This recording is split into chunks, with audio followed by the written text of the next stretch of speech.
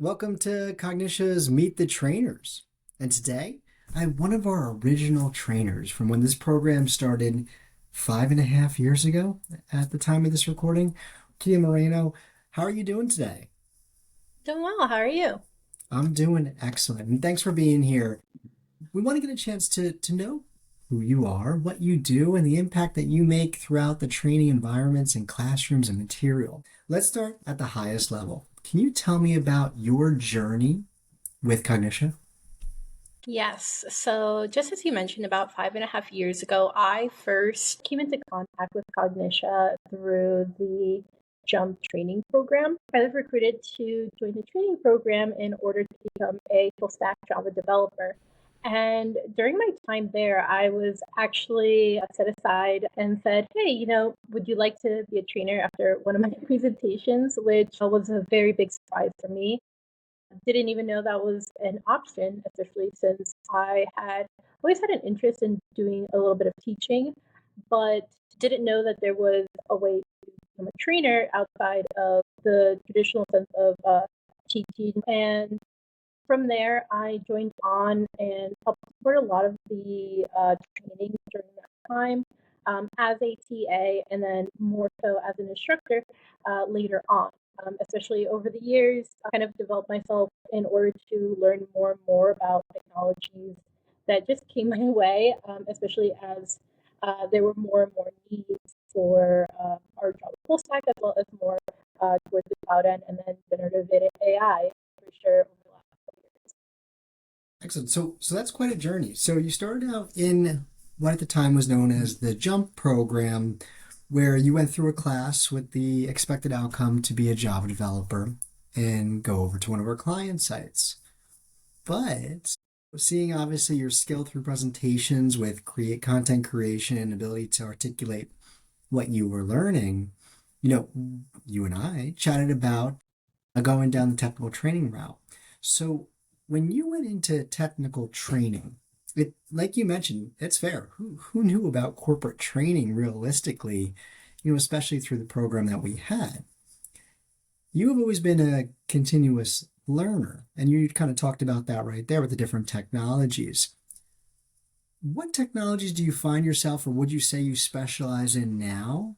And how did you teach yourself, or what steps did you take to make sure that you are the expert that is now sharing your knowledge with others? Java full stack has always been the set of technologies that I will always say I know because I oftentimes have to help support or help with teaching one of the technologies in that stack.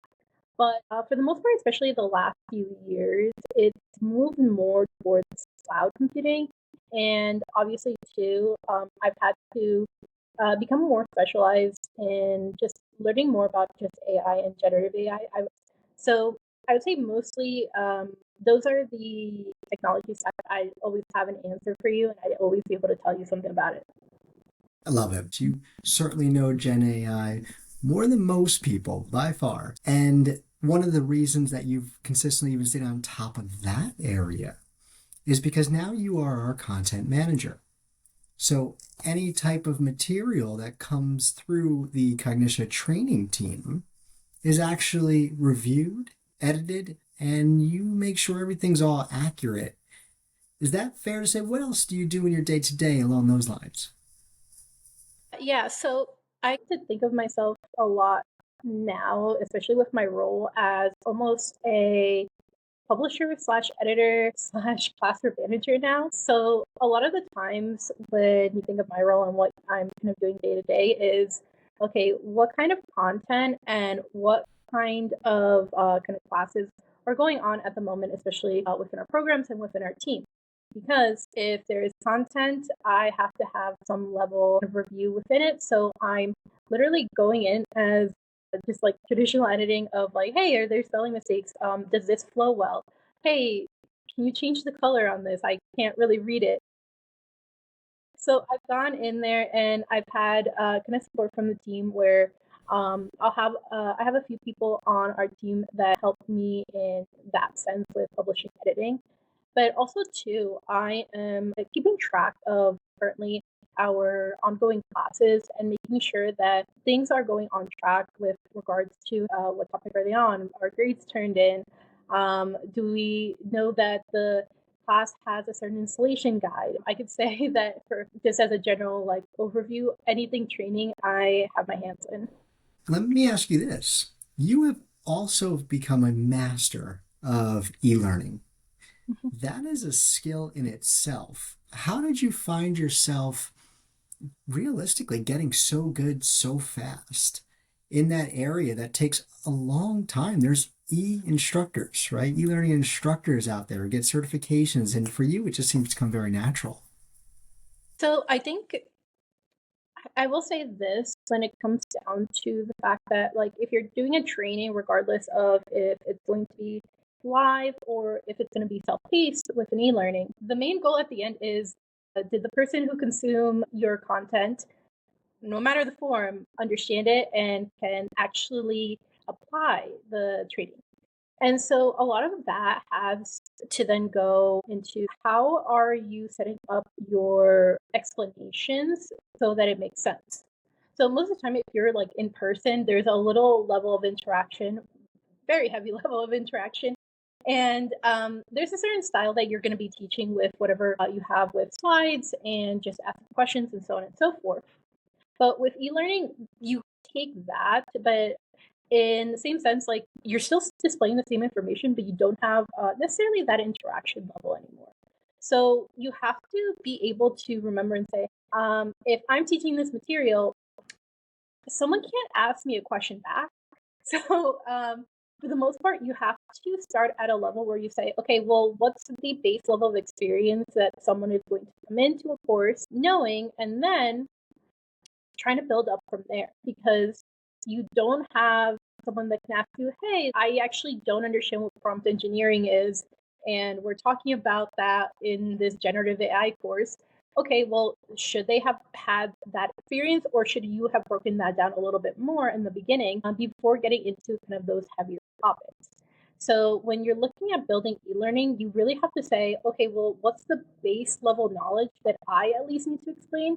Because someone's not going to be able to come to me and say, hey, I didn't understand this, I didn't understand that. And I think that's where, if you haven't built an e-learning before, you have to have that base level understanding of like who is your audience and what is the most basic set of education they need to come into in order to understand the topic.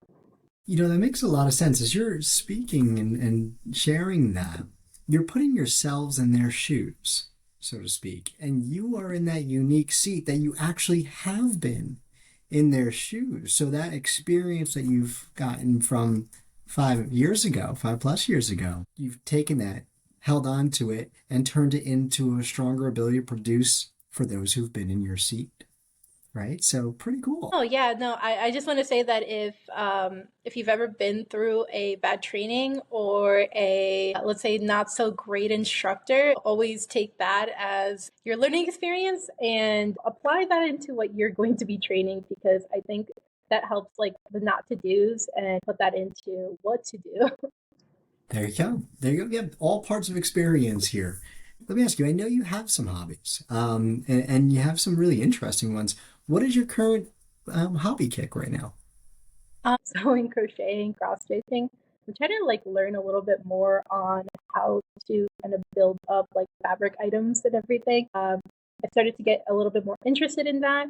And I have a friend who was helping me a little bit with understanding some of those aspects. So I'm like slowly learning to teach myself all this stuff, along with like all 5 million other of my hobbies, because I feel like I'm always trying to at least learn a new craft every once in a while. You do not stay still with that. I think every time I've talked to you about that, just casually, even if it was something else. That's pretty neat. Now, to wrap us up, we may have some of your future students who are listening to our discussion here. What do you look for a student to, I guess, portray or even a way for them to stand out in your class if you are facilitating? Yeah.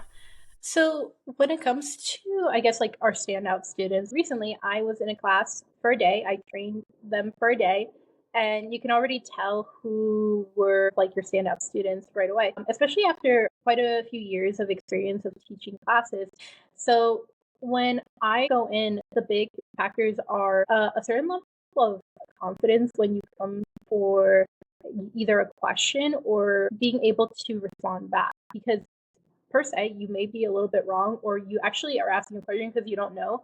But you're coming in with the confidence of, yes, I actually want to learn and I am willing to learn. And I am not just asking this question to ask this question. I'm actually giving you kind of background as to, why I didn't understand it and how I want to understand it.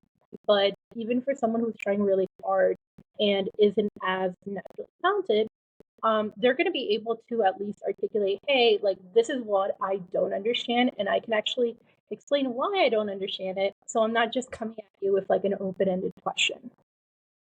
I think that's outstanding. So you're looking for somebody who's going to share their thought process, right or Mm-hmm. wrong, and then look for clarifications for you, but they're providing some version of their own solutions, even if they're getting in a roadblock. So there you go, smart questions.